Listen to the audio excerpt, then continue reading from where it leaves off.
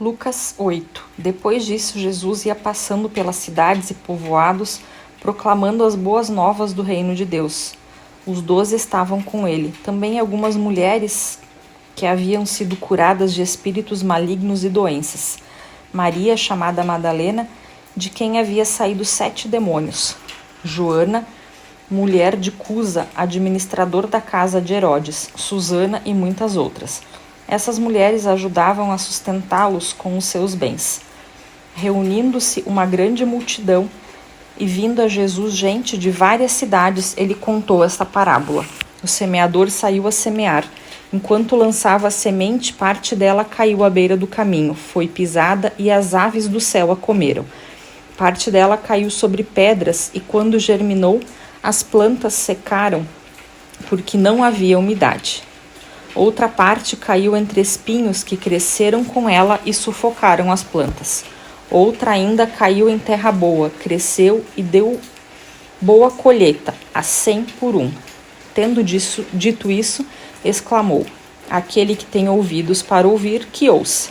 Então seus discípulos perguntaram-lhe o que significava aquela parábola.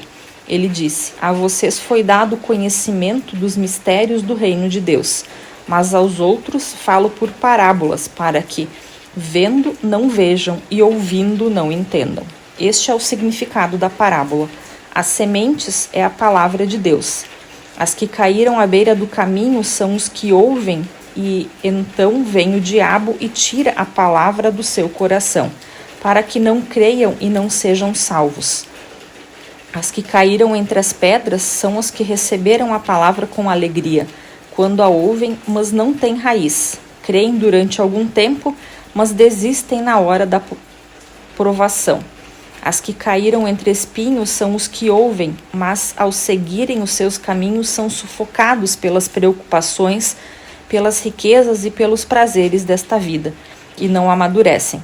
Mas as que caíram em terra boa são as que com o coração bom e generoso ouvem a palavra e retêm e dão frutos com perseverança. Ninguém acende uma candeia e a esconde num jarro ou coloca debaixo de uma cama. Ao contrário, coloca num lugar apropriado, de modo que os que entrem possam ver a luz. Porque não há nada oculto que não venha a ser revelado, e nada escondido que não venha a ser conhecido e trazido à luz.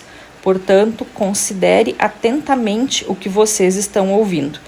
A quem tiver, mais lhe será dado, e a quem não tiver, até o que pensa que lhes tem, lhe será tirado. A mãe e os irmãos de Jesus foram vê-lo, mas não conseguiram aproximar-se dele por causa da multidão. Alguém lhe disse: tua mãe e teus irmãos estão lá fora e querem ver-te. Ele respondeu: minha mãe e meus irmãos são aqueles que ouvem a palavra de Deus e a praticam. Certo dia, Jesus disse aos discípulos: vamos para o outro lado do lago. Eles entraram num barco e partiram. Enquanto navegavam, ele adormeceu. Abateu-se sobre o lago um forte vendaval, de modo que o barco estava sendo inundado e eles corriam grande perigo. Os discípulos foram acordá-lo, chamando: mestre, mestre, vamos morrer. Ele levantou e repreendeu o vento e a violência das águas. Tudo se acalmou e ficou tranquilo. Onde está a sua fé? Perguntou ele aos seus discípulos. Amedrontados e admirados, eles perguntavam uns aos outros: quem é este que até os ventos e as águas dá ordem e eles lhe obedecem? Navegaram para uma região dos Gerasenos, que fica do outro lado do lago, frente à Galileia. Quando Jesus pisou em terra, foi ao encontro dele um endemoniado daquela cidade. Fazia muito tempo que aquele homem não usava roupas, nem vivia em casa alguma, mas nos sepulcros.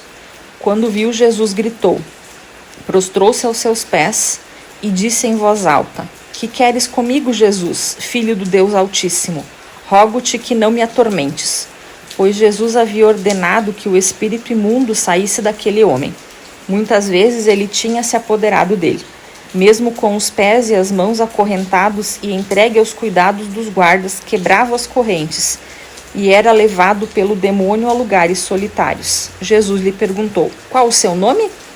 Legião, respondeu ele, porque muitos demônios haviam entrado nele e imploravam-lhe que não os mandasse para o abismo.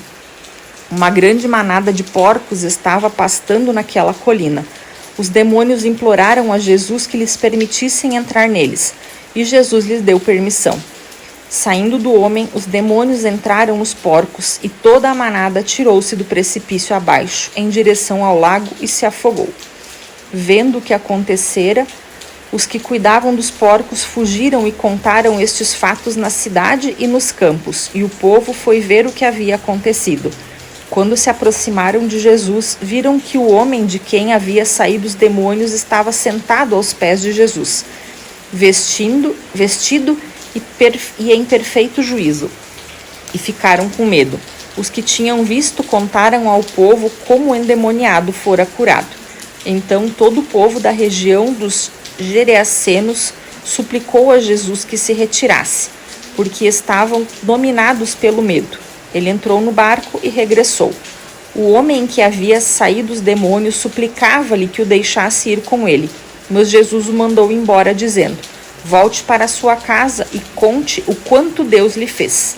Assim o homem fez e foi e anunciou na cidade inteira o quanto Jesus tinha feito por ele. Quando Jesus voltou, uma multidão o recebeu com alegria, pois todos o esperavam. Então um homem chamado Jairo, dirigente da sinagoga, veio e prostrou-se aos pés de Jesus, implorando-lhe que fosse à sua casa, porque sua única filha, de cerca de 12 anos, estava à morte.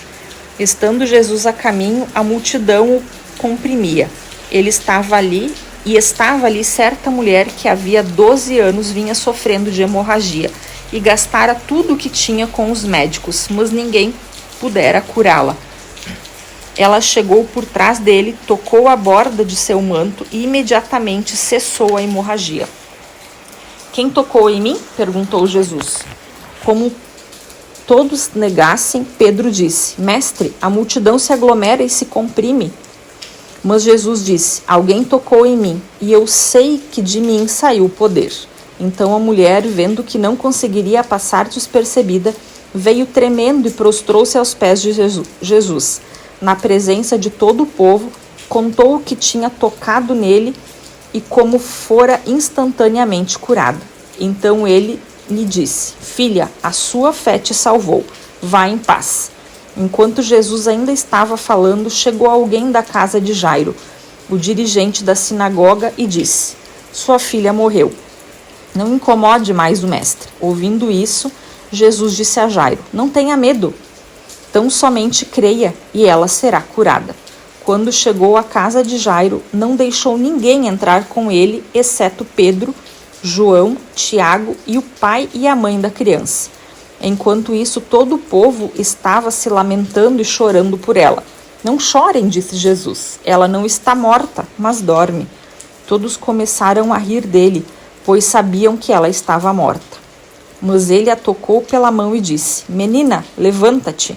O espírito dela voltou e ela se levantou imediatamente. Então Jesus lhe ordenou que lhes dessem de comer. Os pais dela ficaram maravilhados, mas ele lhes ordenou que não contassem a ninguém o que tinha acontecido.